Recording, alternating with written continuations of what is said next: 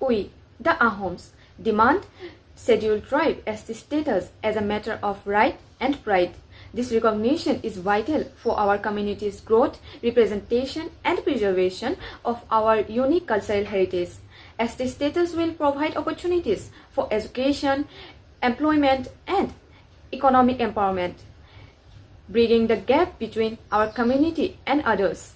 Ahoms have distinct history, language, and tradition that deserve preservation and promotion.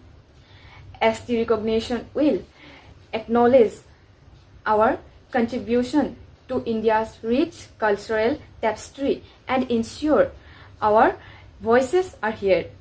It's time for authorities to address our long-pending demands and grant us the ST status we deserve, securing our community's bright future.